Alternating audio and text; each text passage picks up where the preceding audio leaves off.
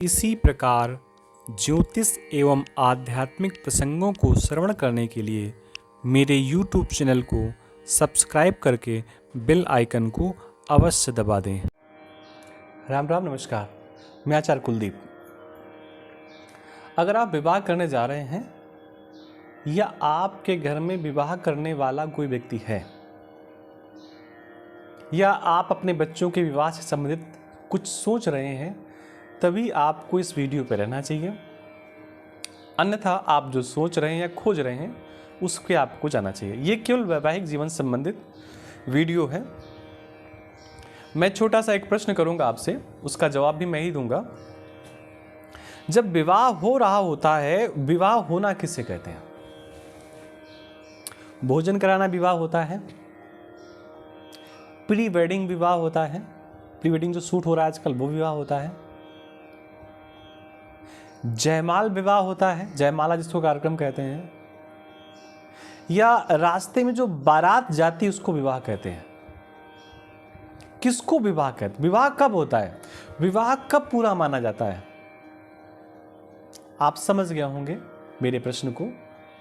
विवाह उसी समय होता है आपका जिस समय वर और वधू, पति और पत्नी नहीं, लड़का और लड़की नहीं, वर और वधू, ये दोनों मंडप के नीचे बैठते हैं और फिर आचार के माध्यम से चीज़ें होती हैं, सारी प्रक्रियाएं होती हैं। इसी को विवाह कहते हैं, विवाह कहते हैं। अब एक छोटा सा प्रश्न और है, विवाह के समय कितने लोग रहते हैं? एक तो ब्राह्मण रहता है, वर और वधू रहते हैं, और दोनों के पक्ष के 4 से 5 लोग रहते हैं। इतना विवाह में देखा गया। इसके अलावा कोई नहीं रहता। भोजन करने वाले चले जाते हैं, जयमाल में फोटो खिंचाने के बाद लोग चले जाते हैं, गिफ्ट देने वाले चले जाते हैं, कोई नहीं बचता, कोई भी नहीं बचता। कई बार तो बहुत नज़दीकी लोग भी चले जाते हैं, बोले अब तो सब कुछ हो गया है, अब आप लोग सुबह लेकर के आ जाइएगा। जब विवाह आपका हो रहा होता है और जब विवाह हो चुका है, विवाह की सारी प्रक्रियाएं हो गई, उसी समय ब्राह्मण वर और वधू जो पति और पत्नी हो चुके होते हैं उनसे कहता है, अब आप आकाश मंडल की ओर देखिए, ध्रुव तारे की ओर देखिए जो उत्तर दिशा में स्थित है, और इसको देखिए। देखने का फल ये होता है कि जिस प्रकार ध्रुव तारा अटल है, स्थित है, जो अपनी जगह से चलायमान नहीं है, जो सदियों सदियों से एक जगह ही है, ठीक उसी प्रकार आपका वैवाहिक जीवन भी रहे। आप भी सदियों सदियों तक एक दूसरे के बने रहें, कभी आपस में बैर ना हो, जीवन मीठा हो, मीठा व्यवहार हो। ऐसी कई सारी चीजें वो आचार बताता है, और आप दोनों को, यानी कि वर और वधू दोनों को कहता है कि उत्तर की ओर आप देखिए। अब मैं आपसे एक प्रश्न पूछता हूं कि जहां आप मंडप के नीचे बैठे हैं वहां से क्या तारे दिखाई दे रहे हैं? क्या आकाश मंडल दिखाई दे रहा है? क्या ध्रुव तारा दिखाई दे रहा है? क्या चंद्रमा की रोशनी दिखाई दे रही है? क्या तारों की चमचमाहट दिखाई दे रही है?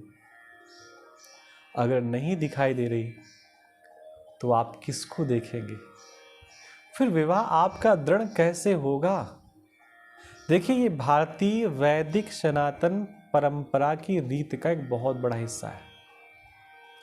आपको तारे दिखाई नहीं दे रहे, आपको आकाश मंडल दिखाई नहीं दे रहा, आपको जब कुछ दिखाई दे ही नहीं रहा तो आप, ये भी एक प्रक्रिया होती है, किसको देख करके अपने संबंधों को दृढ़ करने का प्रयास करेंगे।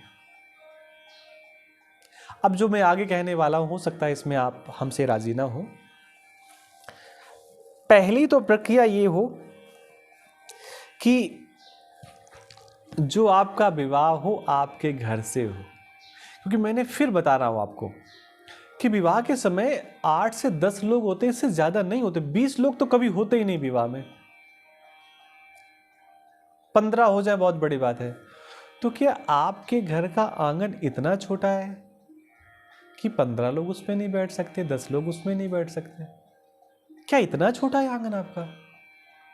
और जहां आप विवाह कर रहे हैं वहां से क्या तारे दिखाई दे रहे हैं?